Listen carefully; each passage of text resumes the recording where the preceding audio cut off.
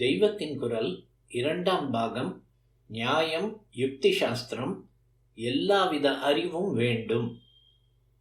புத்தி, மனஸ் இவற்றை நன்றாக உபயோகித்து இவை தம்மைத்தாமே நன்றாக சாணையில் தீட்டுகிறது போல தீக்ஷண்யமாகும்படி பண்ணிக்கொள்வது சத்திய தத்துவத்தை கண்டுபிடிப்பதற்கு ரொம்பவும் பிரயோஜனப்படும்.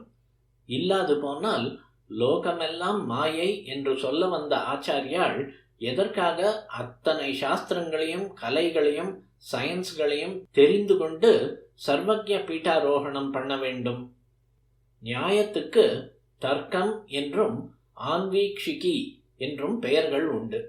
இந்த ஆன்வீக்ஷிகியான நியாயத்தையும் கபில மகர்ஷி ஸ்தாபித்ததால் காபிலம் எனப்படும் சாங்கியத்தையும் பதஞ்சலியின் பெயரால் பாதஞ்சலம் எனப்படும் யோக சாஸ்திரத்தையும் குமாரில பட்டரின் பாட்ட மதமான மீமாம்சையையும் நம் ஆச்சாரியால் கரைத்து குடித்திருக்கிறார் என்று சங்கர விஜயங்களில் ஒன்றில் ஒரு ஸ்லோகம் இருக்கிறது. ஆன்வீக்ஷிக்யக்ஷி தந்திரே பரிச்சிதி ரதுலா காபிலே காபிலேபே பீதம் பாதஞ்சலாம்ப பரமபி விதிதம் பாட்ட கட்டார்த்த தத்துவம். அத்வைத்தத்தை சொல்லாத சாஸ்திரங்களும் அத்வைத்தத்தில் அடங்குகிறவைதான். அதனால்தான் சங்கராச்சாரியார் என்று பெயர் வைத்துக் கொண்டிருக்கிற நான் இந்த எல்லா சாஸ்திரங்களையும் பற்றி சொல்லிக் கொண்டிருக்கிறேன்.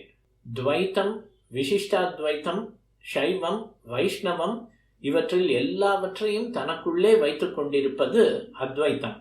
மற்றவை இதை திட்டினாலும் அவற்றையும் இது தனக்குள்ளே இடம் கொடுத்து வைத்துக் கொண்டிருக்கிறது. அவற்றை இது திட்டுகிற இடங்களிலும் அவைதான் முடிந்த முடிவு என்றும் அத்வைத்தம் தப்பு என்றும் அவை சொன்னதை ஆக்ஷேபிப்பதற்காகத்தான் திட்டு இருக்குமே தவிர அவை அடியோடு தப்பு என்று அத்வைத்தம் சொல்லாது. அவற்றுக்கும் எங்கே எவ்வளவு இடம் தர வேண்டுமோ அதை தரும்.